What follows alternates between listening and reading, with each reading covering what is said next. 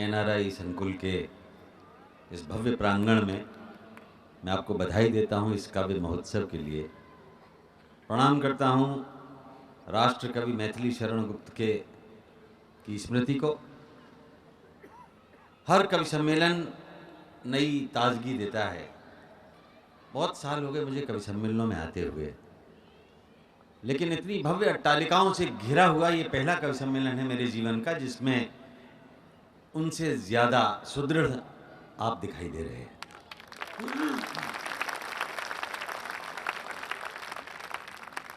मैं शब्दों का कोई बाजीगर नहीं हूं।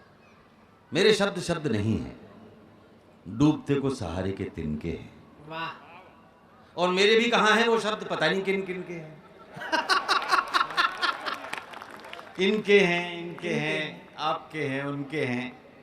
लो मैं भी तुम्हें दे रहा हूं गिन गिन के, हो सको तो हो जाना थोड़ी देर इनके। मेरे शब्द शब्द नहीं हैं, डूबते को सहारे के तिनके। क्या बात है। कई बार आत्मालोचना करना अच्छा सा लगता है। कहा गया कि वंदना उन लोगों की जिन्होंने भोजन के लिए पैसा दिया। तो मैं ये कहना चाहता हूं आयोजकों से कि वो अब इस भ्रांतिमान अलंकार से मुक्त हो जाएं, क्योंकि यहाँ जितने लोग बैठे हुए हैं मैं सबके चेहरे देख रहा हूं। यहाँ प्रत्येक व्यक्ति इतने सारे लोगों को 10 बार भोजन करा सकता है। तो ये मत समझिए ये लोग भोजन के लिए आए।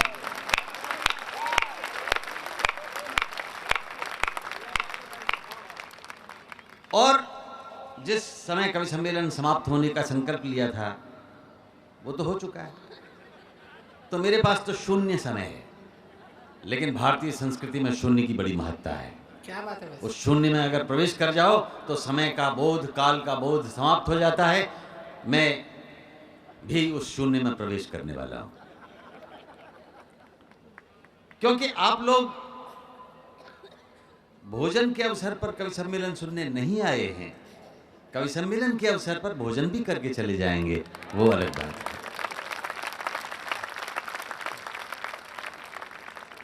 आप में से मैं पूछना चाहता हूं, बुजुर्ग लोग भी हैं कुछ, कोई हैं जिन्होंने मैथिली शरण गुप्त के साक्षात दर्शन किए हों? शायद नहीं होंगे।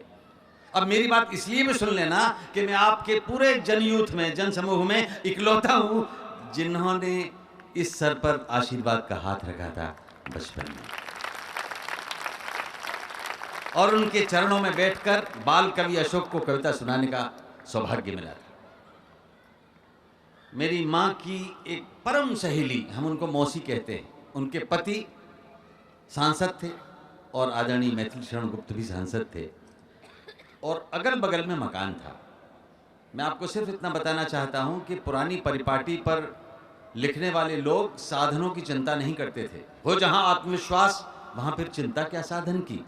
हम छत से देखा करते थे कि एक छोटे से मूढ़े पर बैठकर गुप्त जी स्लेट बत्ती से कविताएं लिखा करते थे। अगर कोई पंक्ति गलत होती थी तो मिटा देते थे, नई लिखते थे। ऐसा बड़ा आकाश था उनका। ये आकाश भी स्लेट बत्ती की स्लेट की तरह दिखाई दे रहा है, और समझिए कि हम उनकी बत्ती हैं जो इस आकाश पर आपके सामने, आपके साक्ष्य में कुछ लिखना चाहते हैं, आपके हृदय के हस्ताक्षरों के साथ। और मैं गार्गी बिटिया को धन्यवाद देता। देखिए स्फुल्लिंग प्रेरणा कहां से मिल जाती है। गार्गी ने अपने पिता आलोक से सवाल किया जयशंकर प्रसाद कौन थे, और साहित्य में रचा हुआ बसा हुआ एक शख्स हैरान हुआ कि ऐसा कैसे हो गया कि मेरी बेटी को नहीं मालूम कि जयशंकर प्रसाद कौन थे। तभी संकल्प लिया उन्होंने कि अब हम सिर्फ गार्गी को नहीं बताएंगे, आगे आने वाली पीढ़ी के बच्चों को भी बताएंगे कि हिंदी क्या है, साहित्य क्या है, कविता क्या है। और देखिए आज मैथिली शरण गुप्त के नाम से इन्होंने कविता की शाम आपके लिए आयोजित की है।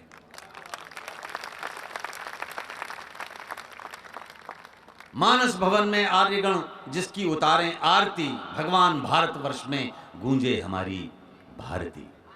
भारती माने हिंदी भाषा। तो ये मैथिली शरण गुप्त जी की पंक्तियां हैं।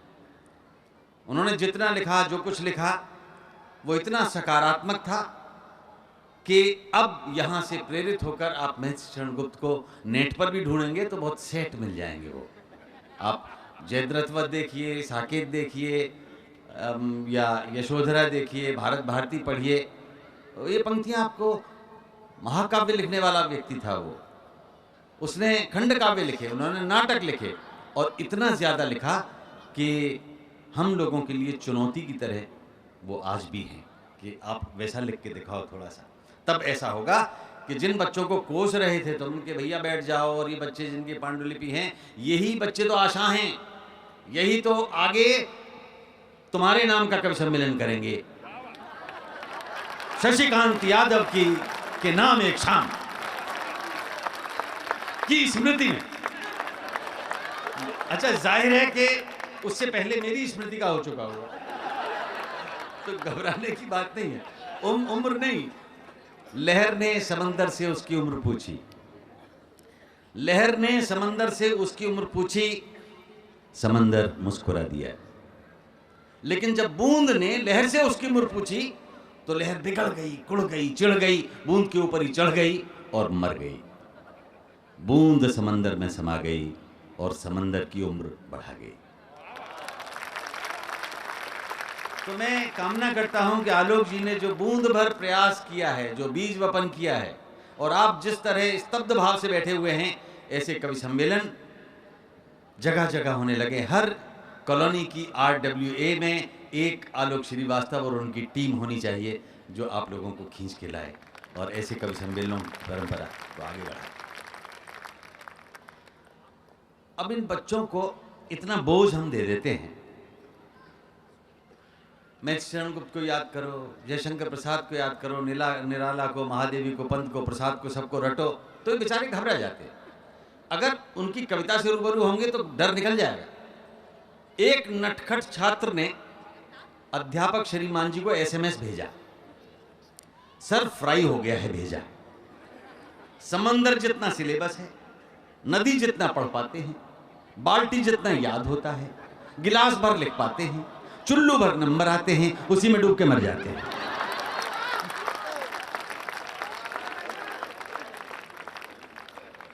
तो अध्यापक ने भी SMS लिखा, मुझे तो तुम जैसा कोई चुल्लू में डूब के मरता नहीं दिखा। गिलास भर नंबर के लिए हमारे आगे रेडी आते हो, बाल्टी भर अपमान को पी जाते हो, नदी भर बेशर्मी दिखाते हो, और बाहर निकलते ही समंदर भर ठहाके लगाते हो। तो उन्होंने भी अपना SMS कर दिया सेंड। फिर अध्यापक साथी से बोले, फ्रेंड, ये चुल्लू वाला तो खैर हमें उल्लू बनाता है, लेकिन अफसोस उसका होता है जो विषाद में, डिप्रेशन में, अवसाद में प्राण गंवाता है। माता पिता करते हैं जरूरत से ज्यादा उम्मीद, बच्चा हो जाता है व्यर्थ में शहीद। ऐसा तो हरगिज हरगिज हरगिज न हो। मेरे समर्थन में दोस्तों तुम भी तो कुछ कहो, ऐसा न हो, ऐसा न हो, ऐसा न हो। हमारे बच्चे रहने के लिए हैं और हमने उन्हें रखने के लिए है।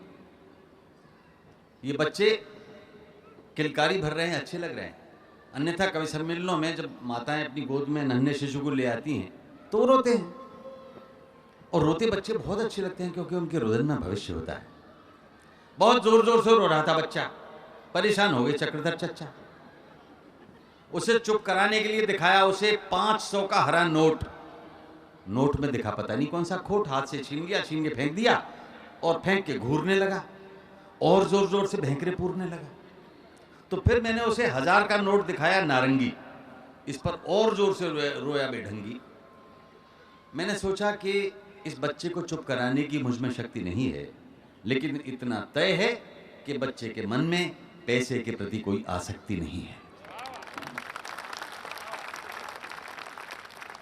फिर मैंने उसे एक सफेद कागज और कलम देते हुए कहा, याड़ी लेकर ले इस पे चित्रकारी। राजा बच्चे हो ना, उसने बंद किया रोना। चमक गए दोनों नैन, कभी इधर देखे कभी उधर, कलम को थामे हुए थे उसके दोनों अधर। देखने लगा आकाश में, और मैं ये सोचूं कि क्या सोच रहा है, जान जाता काश में। ये क्या सोच रहा है, जान जाता काश में।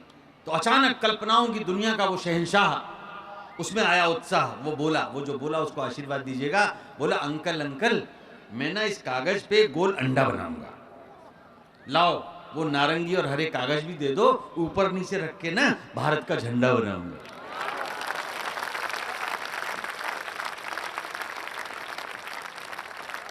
तो है ना शानदार मेरा भतीजा।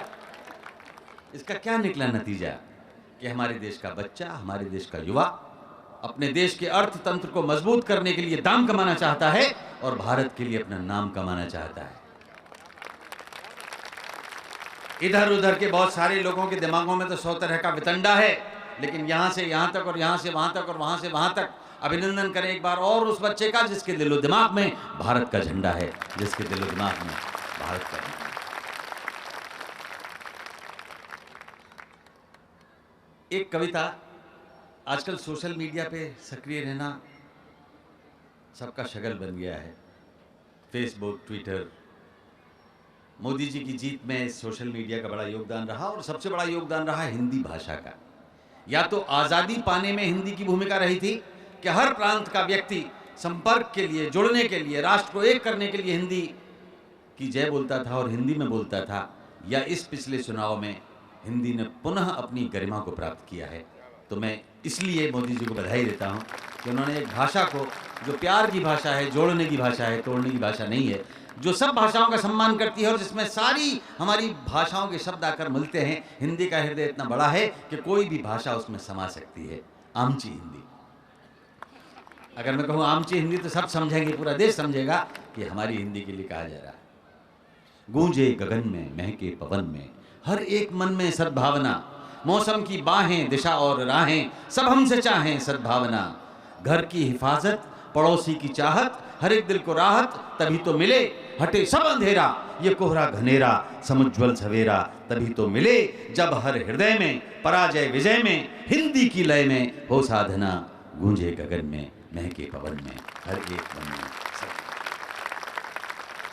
तो सोशल मीडिया पे कविताएं डालता रहता हूँ, मित्र लोग पसंद कर लेते हैं और मैं उनको पसंद करता हूँ।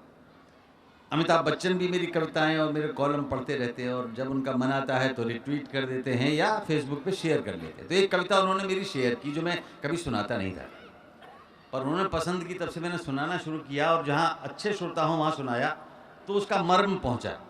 यहाँ मैं देखता हूँ। एक के पास मूंछ थी, एक के पास पूंछ थी। एक के पास मूंछ थी, एक के पास पूंछ थी। मूंछ वाले को कोई पूछता नहीं था, पूंछ वाले की पूंछ थी। एक के पास मूंछ थी, एक के पास पूंछ थी। मूंछ वाले को कोई पूछता नहीं था, पूंछ वाले की पूंछ थी। मूंछ वाले के पास तनी हुई मूंछ का सवाल था और पूंछ वाले के पास झुकी हुई पूंछ का जवाब था। पूंछ के दो दिशाएं नहीं होती, मोहब्बत में हिलेगी, मारेगी या मरेगी, एक वक्त में एक ही काम करेगी। मूंछें क्यों अशक्त हैं? क्योंकि दो दिशाओं में विभक्त हैं।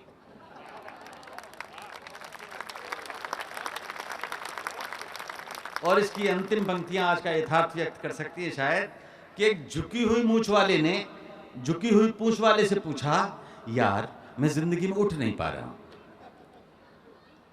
पूंछ वाला बोला, बिल्कुल नहीं उठ पाओगे और कारण 1 मिनट में समझ जाओगे, बताता हूं। तुम बिना हाथ लगाए अपनी मूंछ उठा के दिखाओ, मैं पूंछ उठा के दिखाता हूं।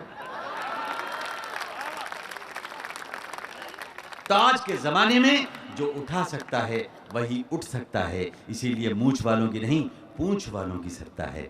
मूंछ वालों की नहीं, पूंछ वालों की सत्ता है। मैं जानता हूं कि अगर मैं ज़्यादा सुनाऊंगा तो आप कोसेंगे, क्योंकि भोजन परोसेंगे। तो मेरा निवेदन है कि अभी भोजन नहीं परोसेंगे, आप मुझे पोसेंगे। तो मैं आपको कुछ एक कविताएं और सुनाता हूँ, एक दो कविता जिनके लिए आदेश हुआ है वो सुना देता हूँ और बच्चों को सुनाता हूँ। बच्चे जितने बैठे हैं इतने शांत हैं, मैं उनको प्रणाम करता हूँ। सुनो अशोक अंकल तुम्हारे लिए एक कविता लाते हैं, इसका एक हिस्सा सुनाऊंगा, पसंद आई, कुछ कहानियां हैं तो दूसरी सुनाऊंगा, वरना ट्रैक बदल दूंगा, कहीं और चला जाऊंगा। जातक कथाएं लिखी जाती थी प्राचीन काल में और जातक कथाओं के माध्यम से उस जमाने की सच्चाई बताई जाती थी। एक जातक कथा, स्वागत भाई। एक नन्हा मेमना और उसकी मां बकरी जा रहे थे जंगल में, राह थी संकरी। अचानक सामने से आ गया एक शेर, लेकिन अब तो हो चुकी थी बहुत देर।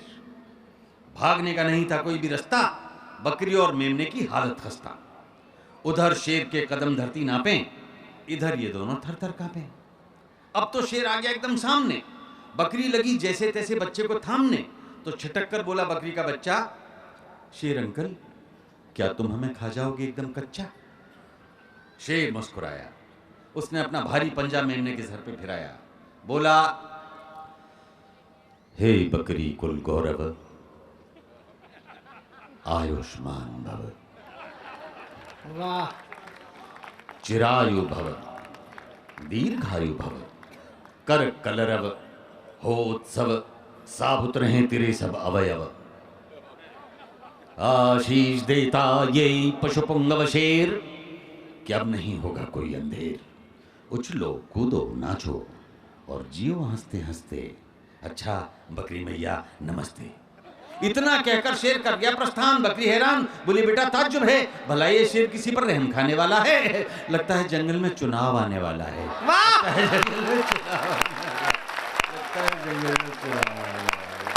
क्या बात है भाई साहब, वाह वाह वाह वाह वाह वाह वाह वाह वाह। ये तो आपने वाह वाह वाह। उत्तीर्ण कर दिया मुझे, तो मुझे लगता है कि अगली कहानी भी आप सुन सकते हैं। यही प्यार बनाए रखिएगा। पानी से निकलकर मगरमच्छ किनारे पर आया, इशारे से उसने बंदर को बुलाया। बंदर बोला, खौं खौं।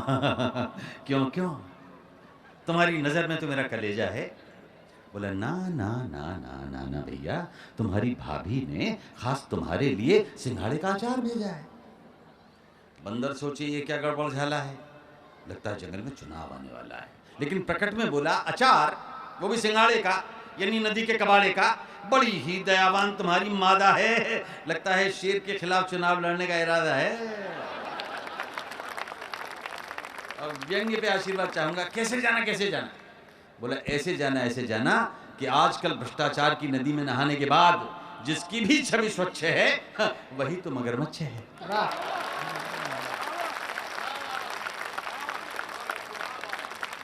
अगली कहानी, एक रोटी का बंटवारा कराने के लिए आई दो बिल्ली। एक समझिए तमिलनाडु की, तो एक पश्चिम बंगाल की।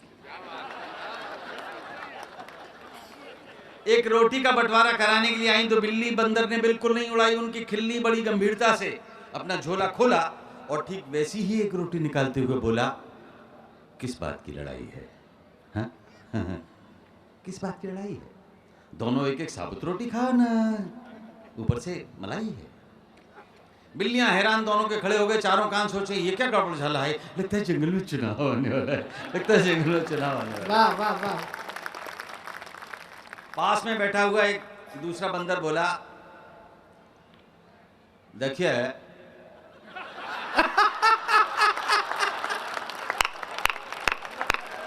हो गया, का है और ठीक पहुंचाना है, और तुमको रहस्य बतलाना है कि जो असंभव था वो संभव हो गया है। अब भेड़िया दल भ, गीदड़ दल ग, तेंदुआ दल तुम और घोंघुआ दल पू का हमरे बानर दल में विलय हो गया है।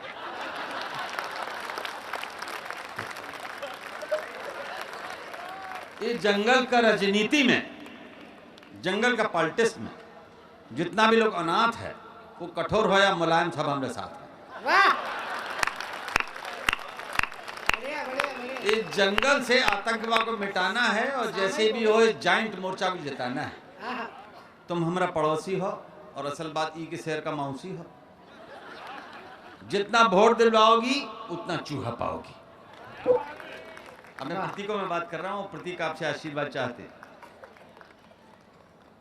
जितना वोट दिलवाओगी उतना चूहा पाओगी। तो तरह तरह के नारे और तरह तरह के वादे और नाखूनों में छिपे हुए खूंखार इरादे।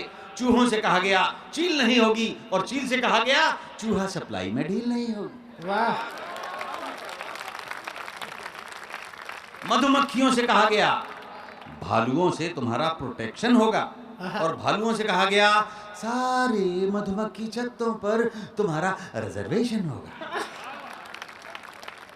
हिरणों से कहा गया जंगल के जीवन में अहर्निश सवेरा होगा। और हम जैसे उल्लुओं से कहा गया अजी दिन में भी अंधेरा होगा। उधर झूमता हुआ उन्माद में शेर आया अपनी माद में, बोले ओ पूरा जंगल घेरनी मेरी स्वीट हार्ट शेरनी, आई लव यू इलू इलू। शेरनी बोली आई लव यू टू इलू इलू, पर आज कुछ लग रहे हो ढीलू ढीलू। बोला ढीलू ढीलू तो लाइक विस्की पी लो। शेरनी बोली विस्की तो जरूर पिलाऊंगी, उसमें बर्फ और सोडा भी मिलाऊंगी, पर मुझे भी तो कुछ दिला दो, एक ताज़ा मुलायम सा खरगोश खिला दो। कविता समापन की ओर है। एक ताज़ा मुलायम सा खरगोश खिला दो। तो सिंहिनी के कान में हुआ तब फुसफुसाहट का सिंहनाद, खरगोश तो खिलाऊंगा डार्लिंग पर चुनावों के बाद। वाह, खरगोश तो खिलाऊंगा डार्लिंग पर चुनावों के बाद। तो ये छोटे छोटे जानवर चूहा खरगोश बिल्ली गिलहरी, कैसी भी स्थिति हो, जानते हैं कि कितना भी खूंखार भीम भयंकर क्यों न हो, ये सारे के सारे हिंस्र पशु आग से डरते हैं और कैसी भी स्थिति में आग का सामना नहीं करते हैं। जिस दिन भी जंगल की जनता में आग की चेतना वाली ही एक भी मशाल आ जाएगी, सच कहता हूं उस दिन से जंगल की निजामत बदल जाएगी, उस दिन से जंगल की निजामत बदल जाएगी, उस दिन से जंगल की निजामत बदल जाएगी। एक लंबी कविता के लिए कह रहे हैं, मैं अगली बार आऊँगा, मैं सुनाऊंगा। मैं इतना अत्याचार नहीं करना चाहता, एक कविता सुना के और मैं आप लोगों को मुक्त करता हूं, क्योंकि मैं देख रहा हूं कि पीछे पंक्ति लग गई है। देखिए क्या है, जब तलक साथ मजा देता जिंदगानी में, जो उठ गए हैं उन लोगों से कह रहा हूं, जब तलक साथ मजा देता जिंदगानी में, तब तलक राहगीर संग चलते देखे हैं। और उम्र भर साथ निभाने की बात कौन करे, लोग अर्थी में भी कंधे बदलते देखे हैं। उम्र भर साथ निभाने की बात कौन करे। एक कविता, उसके बाद मैं हरी बत्ती कर दूंगा और सब लोग वहां जा पाएंगे। हाँ, हरी बत्ती। एक बढ़िया बढ़िया। बड़ा आनंद आता है लेखन में, और जब तक लेखन में आनंद आता है तब तक कवि जीवित रहता है। मैथिलीशरण गुप्त से ये सीखना चाहिए कि सन 64 में उनका अवसान हुआ और अंतिम दिनों में भी उन्होंने रचनाएं दी हैं हमें। वो कवि महान है जो सदैव मेहनत करके अपनी रचना धर्मिता का निर्वाह करता है। जो मेहनत करी तेरा पेशा रहेगा। आप किसी भी पेशे में हो, मैं कहना चाहता हूं, जो मेहनत करी तेरा पेशा रहेगा, न रेशम सही तेरा रेशा रहेगा। जो मेहनत करी तेरा पेशा रहेगा, न रेशम सही तेरा रेशा रहेगा। अभी कर ले पूरे सभी काम अपने हैं, तू क्या सोचता है हमेशा रहेगा। हमेशा कोई नहीं रहता है, लेकिन उसका कृतित्व रह जाता है। मैथिलीशरण का कृतित्व है कि आज हम उन्हें याद कर रहे हैं और उनके नाम पर यहाँ बैठे हुए हैं, पहचानना शुरू किया है। विकास चारों तरफ हुआ है पिछले दिनों में, इसमें कोई शक नहीं है। किसी सरकार ने किया हो, किसी ने श्रेय लिया हो, किसी ने न लिया हो, लेकिन विकास तो हुआ है। ये एक अपरिहार्य चीज हुई है जिसको हम रोक ही नहीं सकते थे। बिना विकास के हमारी कोई गति थी नहीं। विकास होना जरूरी है और हो रहा है। दिल्ली में मैं जिस जमाने में आया था, चौराहे थे, फ्लाईओवर नहीं थे, गोल चक्कर थे, वहां लाल बत्तियां नहीं थी। फिर लाल बत्तियों का युग आया। फिर वो युग आया कि लाल बत्तियों के साथ साथ संख्याएं लिखी आने लगी, 60, 80, 90, 120, 180। मतलब ये कि ये इतनी देर तक रेड लाइट रहेगी, 3 मिनट तक रहेगी अगर 180 लिखा है। उसके ऊपर ये भी लिखा रहता है रिलैक्स। अच्छा, रिलैक्स्ड कोई रहता ही नहीं। बड़ी बेकल आत्माएं होती हैं और 3 मिनट तक हमारा देश रुक जाए, ऐसा हो नहीं सकता। तो वहाँ अनेक तरह के व्यापार शुरू हो जाते हैं। कोई लटकाने के लिए कुछ ले आएगा, कोई क्या साफ करने के बहाने क्या साफ करके चला जाएगा, कोई अगरबत्ती बेचने आएगा, मगरबत्ती देके चला जाएगा। शनिचर के दिन कोई बाल्टी में तेल डाल के टीन के टुकड़े के साथ आएगा, आपका शनिचर बना के चला जाएगा। तो चौराहे पे ये तय करना मुश्किल होता है कि किसकी मदद करें, किसकी मदद न करें। मेरी अंतिम कविता 3 मिनट की कविता है और उसके बाद आप मुक्त और मैं भी। चौराहे पे हुई लाल बत्ती और मैंने स्टीयरिंग से हटा के हत्ती, जैसे ही कार का शीशा खोला 50 के 5 एक आदमी बोला। मैं शीशा चढ़ाने लगा तो वो तो हाथी अंदर बढ़ाने लगा। ले लो साहब चीज लाजवाब, टिश्यू पेपर, मुंह पहुंचने का कागज, दाम एकदम जायज, बहुत सस्ते रेट में, ऐसा नहीं मिलेगा मार्केट में। 50 रुपए में से मेहनत का सिर्फ 1 रुपया कमाऊंगा, भीख के वास्ते रास्ते में हाथ तो नहीं फैलाऊंगा। मैंने सोचा बात इसकी 100% रॉन्ग है, शायद ये भी कमाने का कोई नया ही ढोंग है, इसलिए उसको टरकाने के लिहाज से मैं बोला अपने टेलीविजन वाले अंदाज से, नागरिक ये जान गया है भैया कि माल की कीमत है 49 रुपया, 1 रुपया तुम्हारी जायज कमाई। लेकिन इस जमाने के नाजायज भाई तनिक ई त बतावा का हम कछु और ना ही पहुंच सकत मुंह के अलावा। देखिए आप सब जानते हैं कि पश्चिमी जगत ने कागज को बहु उपयोगी बना दिया है। वो बोला आंख नाक कान कुछ भी पहुंचो पर सवाल मत पूछो। मैंने कहा कमाल है, और यही तो सवाल है कि जब कोई चीज खरीदेंगे तो सवाल क्यों नहीं पूछेंगे। अच्छा बताओ क्या इनसे पहुंचा जा सकता है पसीना? उसने हाथ झटके से बाहर निकाला और तान कर सीना, बोला बाबूजी माफ करना, इन कागजों से मुमकिन नहीं है पसीना साफ करना। इनसे पहुंची जाती है लिपस्टिक और क्रीम, इनसे पहुंची जाती है मुंह पे लगी आइसक्रीम, इनसे पहुंचे जाते हैं निशान चॉकलेट के, इनसे पहुंचे जाते हैं हाथ ऑमलेट के। कुछ लिया न दिया, बेकार मेरा टाइम खराब किया बाबूजी। जो इन कागजों को खरीद के ले जाता है, जो इन कागजों को खरीद के ले जाता है, उसे पसीना ही कहाँ आता है। बाबूजी बाबूजी बाबूजी बाबूजी, जो इन कागजों को खरीद के ले जाता है उसे पसीना ही कहाँ आता है। लगता है आप वाकिफ नहीं हैं हिंदुस्तान की जमीन से, यहां पसीना पहुंचा जाता है आस्तीन से। 50 रुपए के 5 डिब्बे बेचने में जितना पसीना आएगा उसके लिए सारा का सारा कागज कम पड़ जाएगा। अरे तुम करते बात पसीने की, कोई जुगत करो जीने की। 15 दिवस जला बस चूल्हा, मेहनत हुई महीने की। सूरज आया सुखा न पाया, झिलमिल बूंद पसीने की। अरे मोल लगाओ बोली बोलो इस अनमोल नगीने की। तुम करते बात पसीने की, कोई जुगत करो जीने की, कोई जुगत करो जीने की, कोई जुगत करो जीने की, कोई जुगत करो जीने की। इतना कहकर उसने जो घूरा, कविता को झटके से समाप्त करता हूं और आपको आजाद। इतना कहकर उसने जो घूरा, मैं तो हिल गया पूरा का पूरा। माथे पर पसीने के कण आ गए महीन महीन से, उसके सामने ही पहुंच डाले अपने कुर्ते की आस्तीन से। अरे ये तो मुझ मस्खरे के साथ मस्खरी हो गई। वो बोला बाबूजी गाड़ी बढ़ा लो, बत्ती हरी होगी। सच्चा है अपना प्यार तो फिर किस जहां का डर, गुलबन के गुलिस्ता में फिर से मिलेंगे हम। अब के बिछुड़ रहे हैं कोई गम नहीं करो, अगली बहार आएगी फिर से मिलेंगे हम। आप सब बैठे रहिए, हमारे आयोजक मंडल के लोग मंच पर आएंगे और कुछ प्रायोजकों का सम्मान होगा। उसके बाद हम और आपसे विदा चाहेंगे। हम तुमसे मिले वक्त कटा शाद रहे, अब चलते हैं गुलशन तेरा आबाद रहे।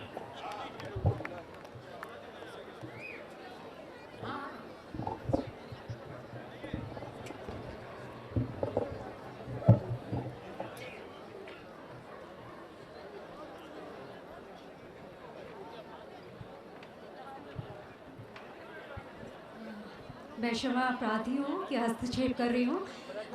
मैं अभिनंदन करना चाहूँगी मिस्टर सुनील खन्ना का, जिन्होंने हमारे पहले अखिल भारतीय कवि सम्मेलन में हमारी मदद की और आज भी हमारे सहयोगी हैं। वह चेयरमैन और मैनेजिंग डायरेक्टर हैं संस्कार टीवी के एंड विश्व ग्रीन बिल्डर। मैं मिस्टर हरीश मोटवानी जी से चाहूँगी कि वह उनका स्वागत करें।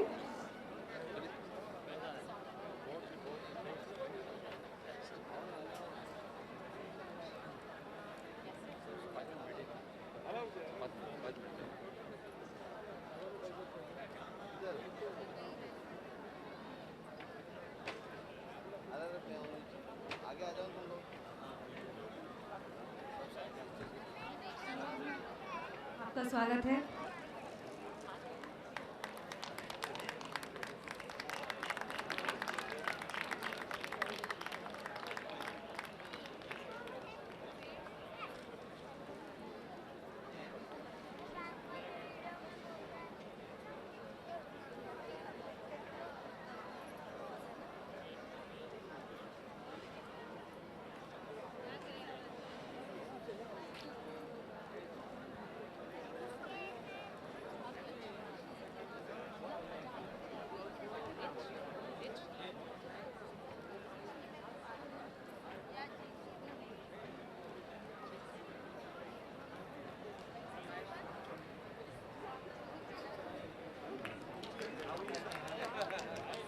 मैं अपने सभी कवियों का तहे दिल से धन्यवाद करती हूँ कि उन्होंने अपनी कविताओं के खजाने लुटाकर हमारे को सराबोर कर दिया। मैं Shri Sunil Khanna, Vishwa green builders, Bharat Gupta, Arvind Gupta, Bhupesh Gupta, SSV cable, Amardeep Singh, Raunak advertising, Mr Shetty, MD corporate hotel का भी बहुत बहुत धन्यवाद करना चाहती हूँ, जिनके सहयोग से इस कवि सम्मेलन का आयोजन हुआ। हम अपने सभी प्रायोजकों का बहुत बहुत धन्यवाद करते हैं।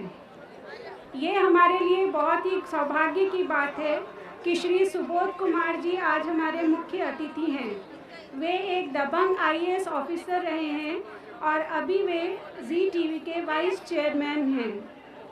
मैं श्री सुबोध जी से अनुग्रह करूंगी कि वे मंच पर आएं और हमारे प्रायोजकों और कार्यकर्ताओं को मोमेंटो प्रदान करें।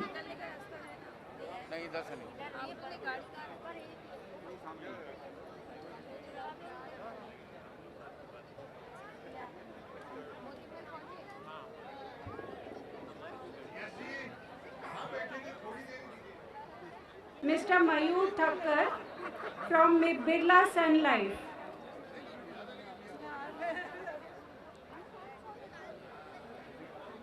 Mr. Mayur Thakkar from Birla Sun Life.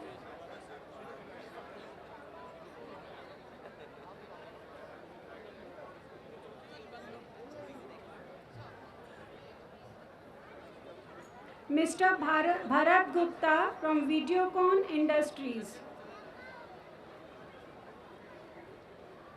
Mr. Bharat Gupta from Videocon Industries.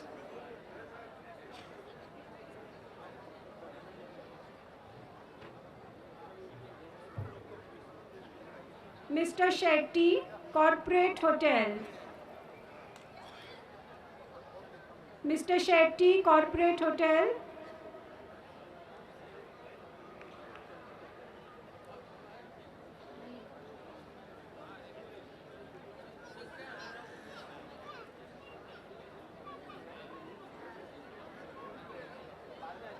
Can we have Mr. Shetty from Corporate Hotel? Mr. Amardeep Singh, Raunak Advertising. Mr. Amardeep Singh from Raunak Advertising. Mr. Raja Arora, Z Plus Security.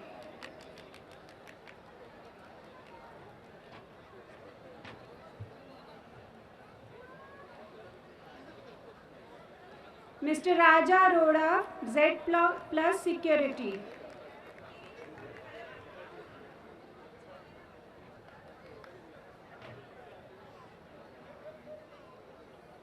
Mr. Bhupesh Gupta, SSV Cable.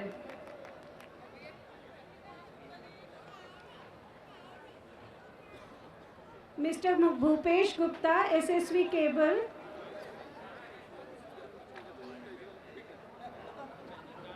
Mr. Ganesh from Ganesh Real Estate. Mr. Ganesh from Ganesh Real Estate.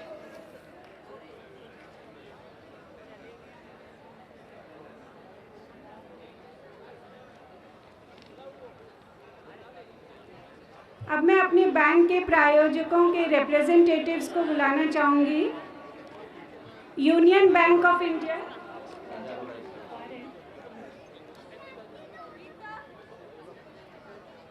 Mr. Raja Arora from Z Plus Security.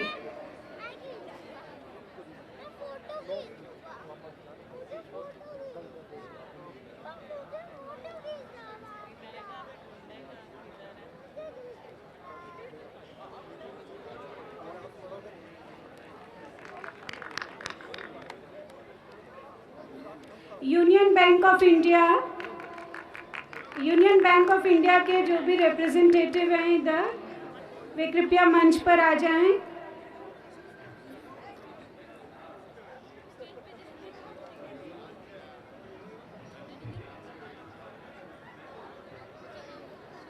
Central bank of India,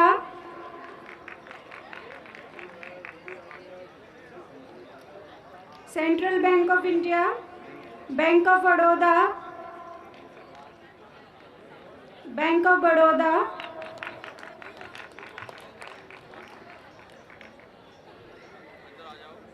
देना bank, देना bank,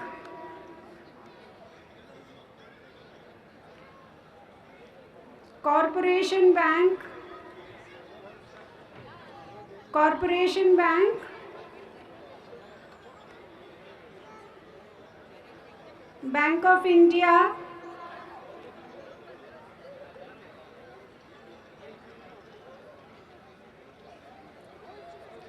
bank of Maharashtra,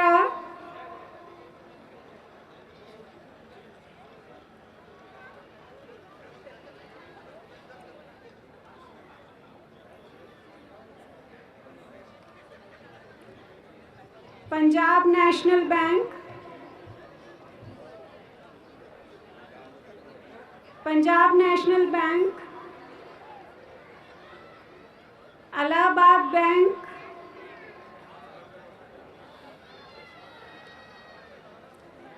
oriental bank of commerce,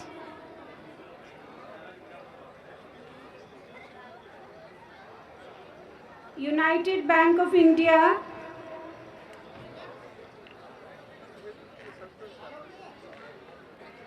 state bank of Hyderabad,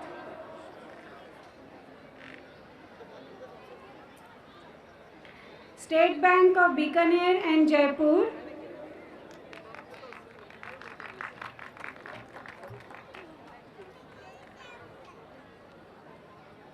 yes bank, yes bank.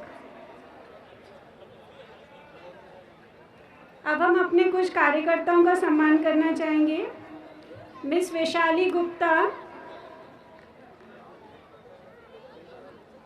Miss Vaishali Gupta, miss Anjali Agarwal,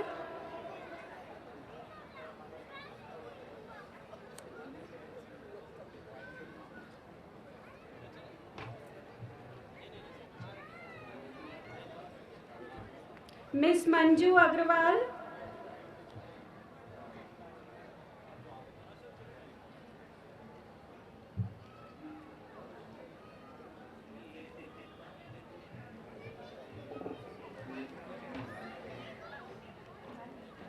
miss Sanjana Agarwal, आमंत्रित करना चाहूंगी संजना अग्रवाल को। मैं दोबारा जाऊं?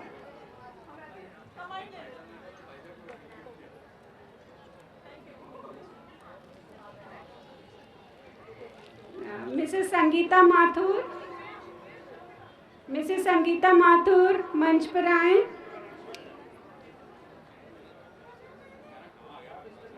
Mister Jitendra Gupta, Mr Manoj Jain,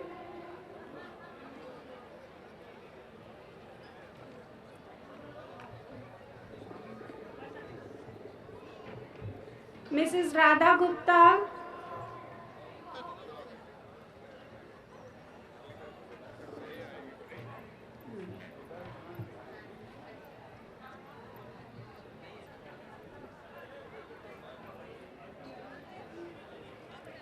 and miss Sonia Bhatti. Miss Sonia Bhatti मंच पर आए।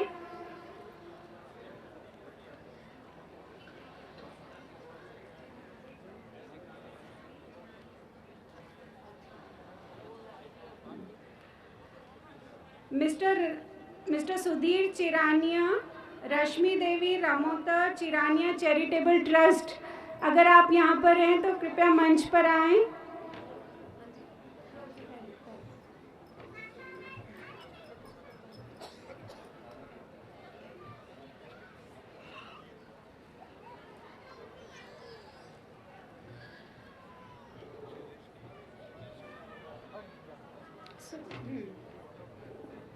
सोनिया भट्टी जिन्होंने इस सुंदर चित्र को बनाया है, श्री मैथिली शरण गुप्त जी के चित्र का इन्होंने ही अपने रंगों से रंगा है।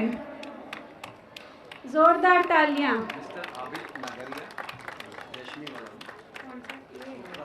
ये सुधीर चिरानिया।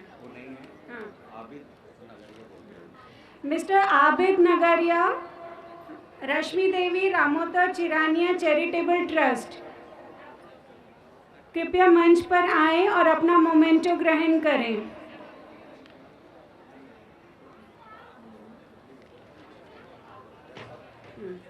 अंत में मैं यहाँ उपस्थित सभी श्रोतागणों का बहुत बहुत धन्यवाद करती हूँ, जिनके आने से यह कार्यक्रम सफल हुआ। धन्यवाद। शुभ रात्रि।